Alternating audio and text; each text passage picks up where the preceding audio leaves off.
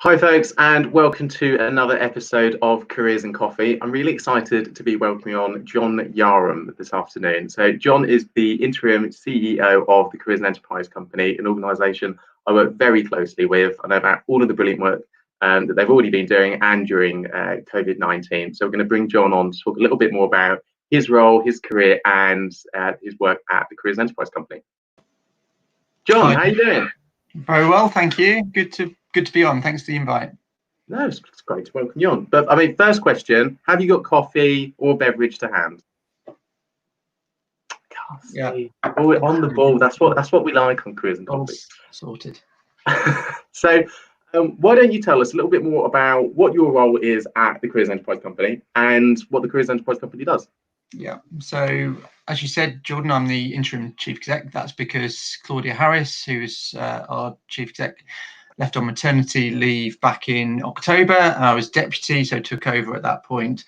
The Careers and Enterprise Company role is to support schools and colleges across England to deliver amazing careers education for their young people. We do that through linking with all sorts of organisations, but particularly employers, to support careers leaders in those schools and colleges to develop and grow, and to make sure that they've got a consistent framework to be able to do that, which is what we call the Gatsby framework. Well, I'll talk about later on, I'm sure.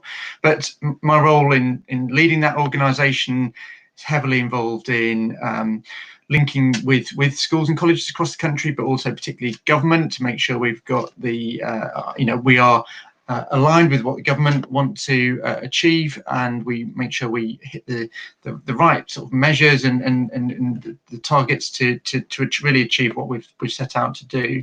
But it's also particularly to engage with all sorts of other partners as well, and particularly employers, particularly voices of young people and other communities as well. So really interesting job, but I'm loving it.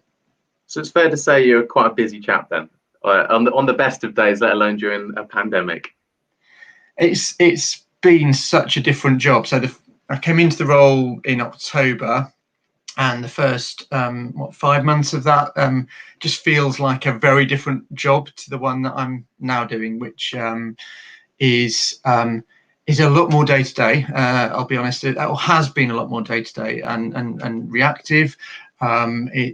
We've had to adapt, as every organisation across the country's had to adapt and beyond. And that's caused its own challenges. So it's busy, as you would expect.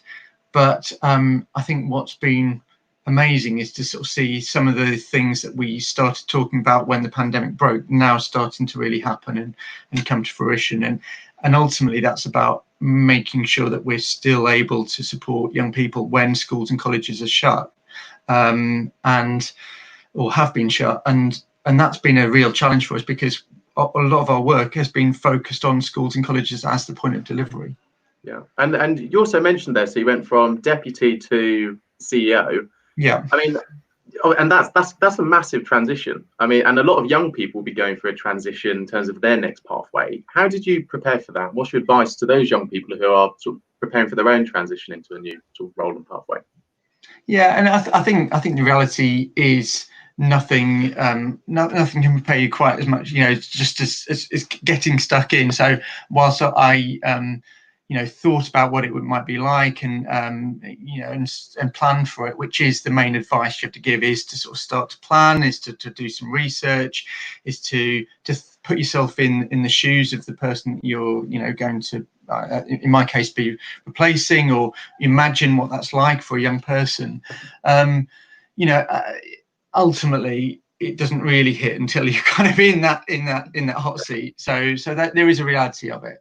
But that's why things like work experience are so important, and so that you can start to imagine. So for me, as thinking back as a young person, or knowing what my kids are going through, it's about trying to get as much information and insight into roles as you possibly can. And that's what I did in my first few months in the CEC, because I was came in as deputy. So I was able to learn from Claudia, get her insights, really trying to use that time as productively as I can as I could to gain her insights. And that applies for everyone, I think, in their transitions. Oh, fantastic. Thanks for sharing that. And I think that's brilliant advice for any young people who are going through that transition as well. So as promised, we have got our first question. So what was your first role and your route into it? So, I mean, when I left university, just going back, I suppose I worked hard at school, did relatively well at sort of GCSEs, and then went down a sort of traditional route into A levels. I then went into a degree that was great in terms of it being, you know, of interest to me, and that was in politics at the time. I was really interested in politics. So in many respects, it was a great degree. But at the end of it, I was really underprepared. I had not done what I've just said you need to sort of do in terms of that level of planning, research, in terms of where I really wanted to go. So on leaving university, I did all sorts of jobs for, you know, at least a couple of years that were relatively short term and not necessarily what I would see as kind of that they were a means to an end. You know, they were to get me some money basically, because I needed money, and so that was there were all sorts of roles, working in some office jobs, but some factory jobs, some, you know, all sorts of different jobs really, and that was in retrospect a great experience. What I then decided to do was to train after a few years to actually train in careers advice, and my, you know, a role that I would say is a sort of substantive role was as a careers advisor, and working in schools, in colleges with adults, you know, so actually that, you know, that was a role that ultimately I've come back into that profession, having done now in my career a number of other very different roles in between. But so it went like full circle. Yeah, absolutely. So I mean, let's go back to school. I mean, did you enjoy school? Was it something you liked doing? I know you got good grades, but, you know, did you always love it? I liked some aspects of it and not others. I really enjoyed sort of friendship. I used to love, I still do love sports. I used to sort of really enjoy all of that side. But I did work hard. I always sort of took school work quite seriously, I guess. And in that respect, I did. But you know, I think what's important is, you know, that from a careers perspective, to sort of bring it back to what we're talking about, is, you know, even if you don't enjoy school, there are still lots of options there, and it's kind of how do you use your energy to kind of make the most of those options, to explore them, to kind of find out about them, regardless of whether you're kind of on a track for, you know, good grades and this all works for you or not, you know. So it's kind of that complete mixture really. I mean, in terms of what was the careers support like when you were at school, and what do you think a young person should be expecting with their careers advice now? Yeah, so that was part of the motivation for me to go into the role itself. Was you know, so I spoke about those first few years after leaving university when I was, in all honesty, sort of floundering a bit, and I wasn't angry, but I was kind of frustrated with myself, but also with education for sort of allowing me to just go through the system, believing, oh well, if you go on to do a degree, then you'll be all right because you're in this kind of top echelon, as it was at the time. And I felt at the end of that quite. It was a bit of a reality check for me. You know, I sort of thought I was better than I was really, and better suited to work than I was, because, you know, I was going for graduate jobs and they just weren't coming my way because I hadn't really invested the time, the energy, and so that was my fault. But I wanted to make the system better so that other young people didn't have. I still do have that passion. I don't want a system where young people go through education without that awareness, without that ability to see how they can break through through into roles that they might not have imagined. So that's why I feel so passionately about this. Is ultimately, I think we can do better than the situation I face, and we can still improve from where we are today. So it's always about improvement for me. That's brilliant. Thank you. Now, I think you probably covered the question below, so I'm going to skip past that. Okay. But now I want to talk a little bit more about what the Careers and Enterprise Company is doing during the coronavirus pandemic. So I know you've launched some Work It Career Talk videos, and you've also got going on My Week of Work with Oak National Academy. So why don't you tell us a little bit more about the Work It videos and also the work you're doing with Oak National Academy?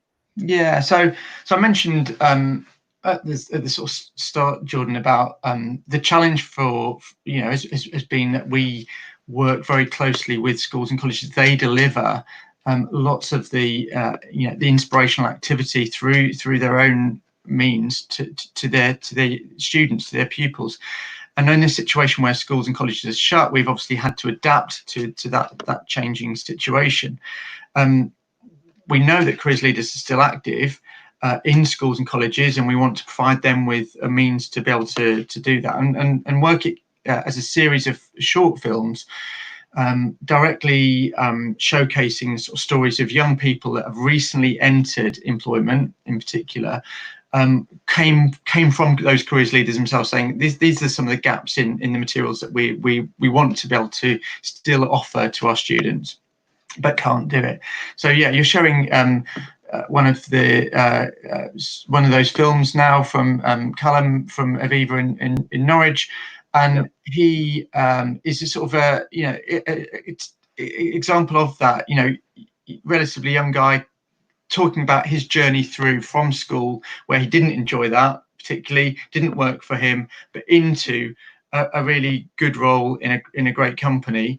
And we want to showcase some of those stories and a really diverse range of stories through these Work It films, and particularly talking, I guess, to young people that are making transitions this summer, because it's going to be it's a really hard situation. We know that, and the more support we can offer, the better. Brilliant. Thank you for that, John. And why don't you tell us a little bit more about My Week of Work with Oak National Academy as well, that's taking place? Yeah, so Oak is a different example. This is really about trying to plug the gap in work experience, particularly for year 10s, not exclusively, but we know that ordinarily lots and lots of year 10s across the country would be having some form of work experience this term, and they won't be benefiting from that opportunity in the current climate. So we quite quickly established a link with the Department for Education's kind of chosen national platform for supporting education delivery across all year groups, which is the Oak National Academy. And we've been working really closely with them over the last few weeks to enable a week of what we're calling My Week of Work, sort of virtual work experience offer. And what we've able to do is link Oak with all of our significant employers, a significant number of employers across the country that are in different sectors and wanted to showcase those great sectors to young people. So by making that link happen, by curating some of the resources that you can have been available during the week, that opportunity for some form of work experience is now in place. And the impression, we only launched yesterday, but we've had I think it's 31,000 young people registering for some aspects of this. A huge number of schools, hundreds and hundreds of schools signing up. Really good feedback from the first day. So still a few days to go, but really high levels of engagement in this, which is great, because, as I say, otherwise those young people would be missing out on a great experience. I think that's absolutely astonishing. I know that myself and the rest of the team, we've sent that out to schools and colleges, and the feedback that we're getting in has been brilliant. And so many young people relating both to those Work It videos and also going through the sessions yesterday and today, and looking forward to the rest of the week as well. And I think a lot of that is, it's about how do we act fast as organisations at the moment to be able to deliver on the needs of students, young people, but also, other businesses that are out there who are trying to react to what's going on and supporting with the public and different services as well. So no, absolutely brilliant to see that. Just had a question. So if you had to change to adapt your skill set to lead the CEC in the COVID-19 period? Yes, in short, because my natural skills are probably more suited to planning and having a long-term plan and executing that. That's what I've sort of, I suppose, would say, I've learned about myself over years of work and sort of undertaking various sort of self-assessments. That is a natural strength and I suppose a preference for me. So in a situation where you have to adapt very, very quickly, on a daily basis almost, it has been challenging, and I've learned how to develop those skills far more to a far better extent than I think I would have done in more ordinary settled circumstances, because you have to. You can't just say, oh, this is the plan, and we're sticking to it, and regardless, you've got to adapt, and I think we've seen lots of organisations having to adapt really quickly.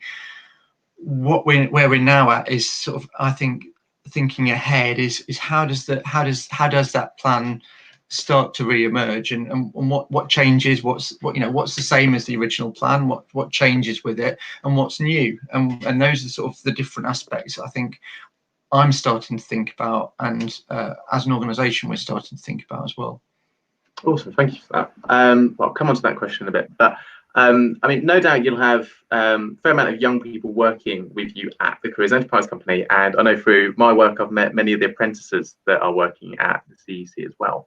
What are the sort of skills that you look for in a young person, not just at Careers Enterprise Company, but just in general?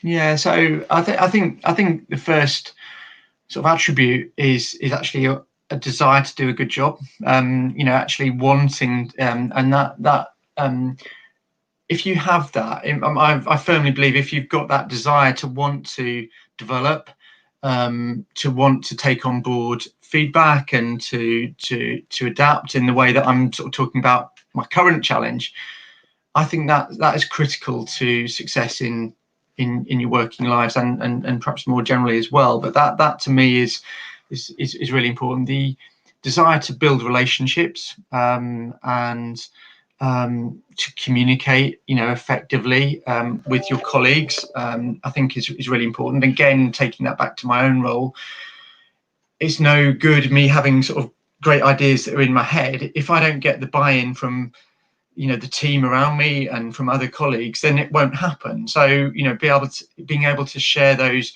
communicate those effectively, building relationships where there's trust involved, I think is all really key attributes to that. And then also perhaps understanding what the customer or the end user really wants from all of this, who's what are other perspectives on the situation that you're working with. So in your case, Jordan, you've had to adapt to this. You wouldn't, this this opportunity might not have happened without COVID. How you've adapted to the changing circumstances is sort of an indication of how you have thought about the end, how you still approach that end user, the end beneficiary of the work, and that's what I think applies to everyone, really, in terms of their working lives. I love that as a quote on my CV at this rate. Yeah. I mean, in terms of your own career as well, John, I mean, what's been some of the highs and lows for you? Some proud, but also maybe some moments that you've needed a bit of resilience to get past. Yeah. So in terms of kind of real highs, a few years ago, I was before I came to the CEC, I was running an organisation in the Midlands that is an organisation that delivers career support, but also delivers apprenticeship training for young people and for adults as well, and all sorts of other sort of training and development activity. And we were subject to an Ofsted inspection, and we had been sort of building up our quality for a number of years, but that was then recognised in that Ofsted inspection where we were graded as outstanding, which was a sort of unique judgment for the type of organisation that we were. So that was a real high, because it was a particular moment and it was recognition of lots of hard work from lots and lots of people across that company.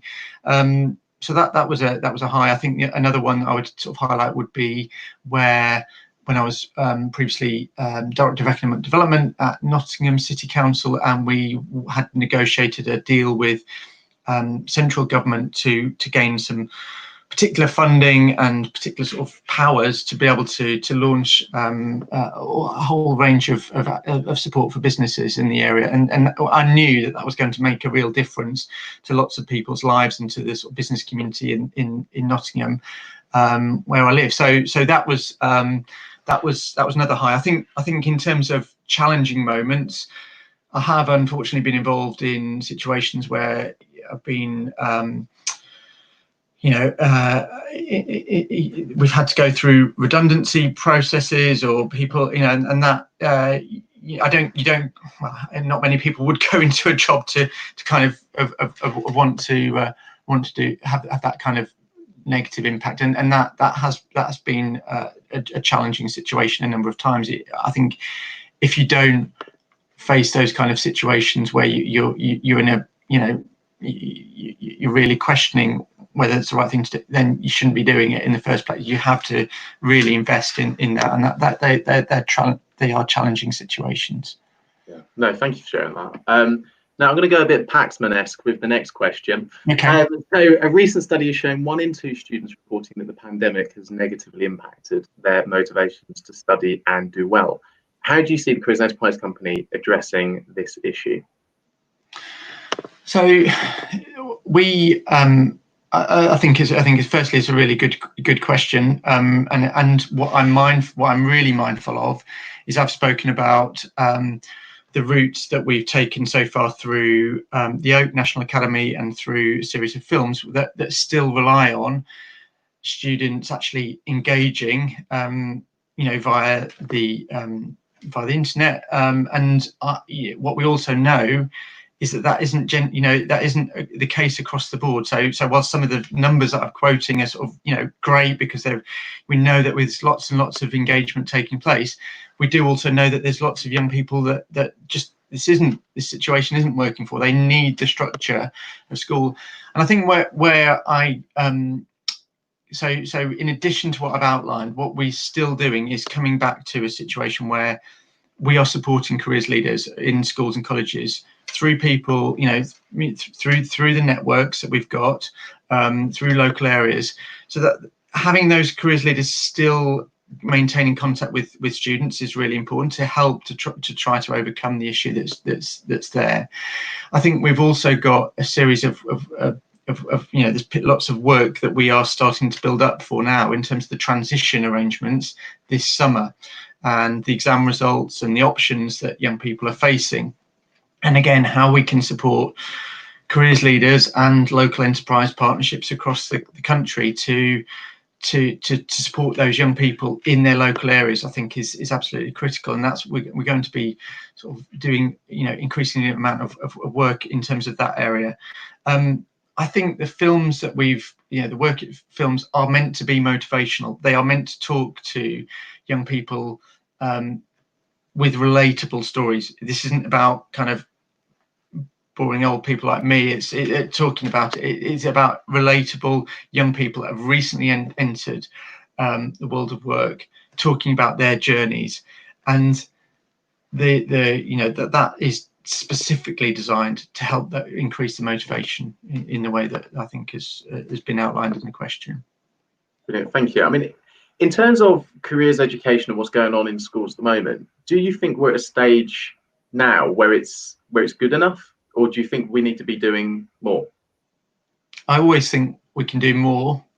So that's my my sort of starting position. As I sort of said at the start, I always want to improve, and we know that the current circumstances mean that when schools do return to some form of increased normality, there'll be even more work to do. But I think what I would also reflect on is, I remember 5 years ago when actually there was very, very little career support taking place, and what we've seen in the last few years has been an increasing amount of schools and colleges taking careers education really seriously, investing in careers leaders and the support that is offered to them, and an increasing number of employers also signing up to actually offer their support. And obviously that's one of the questions that's been flashed up about how can employers support. So we've seen, just to sort of come on to that question as well, we've seen employers that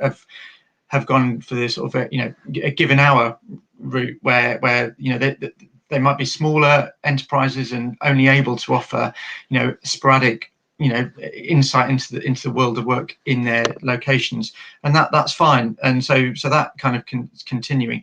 But what we've increasingly had is a number of volunteers coming in as enterprise advisors. So we're now up to about 3,000 of enterprise advisors across the country, and they play a really, really important role in supporting schools and colleges and challenging them to really deliver outstanding careers education.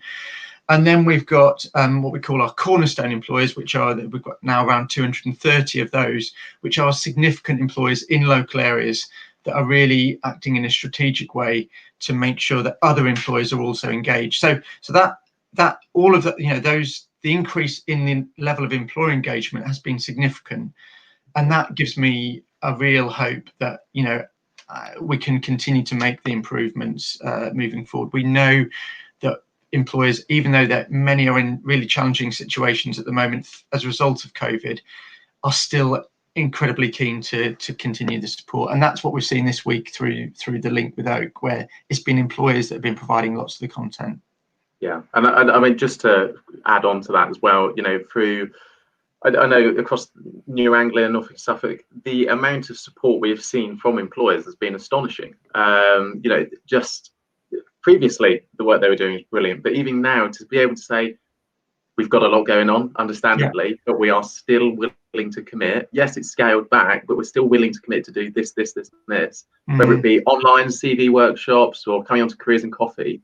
I think that commitment by employers to still raise aspirations, make sure that students are having those meaningful encounters, it's astonishing. Yeah.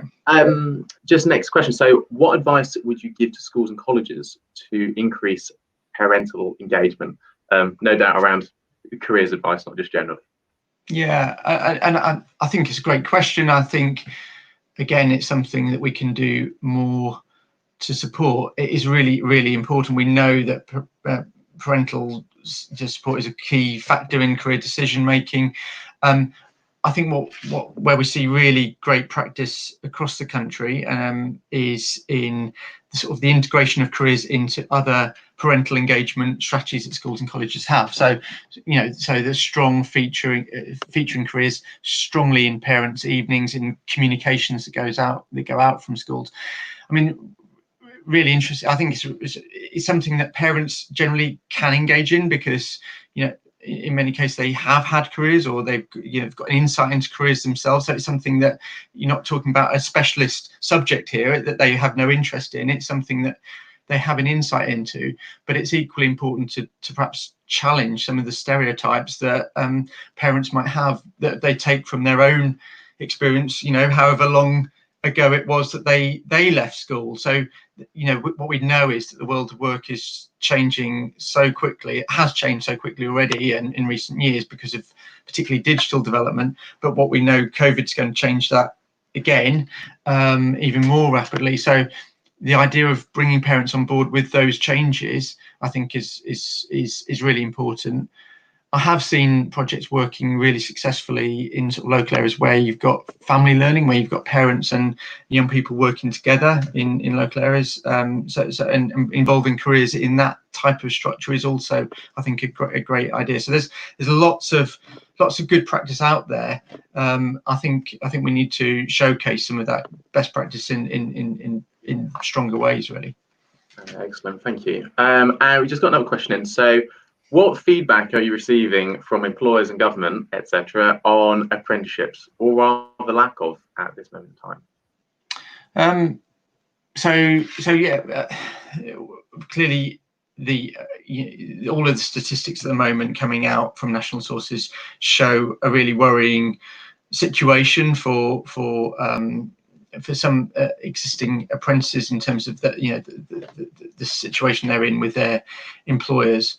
I mean, the feedback from employers, we speak to sort of hundreds of employers every week, really, through our networks, and what you are seeing is a mixture of responses. So some are, a large number are still utterly committed to maintaining their apprenticeship offer.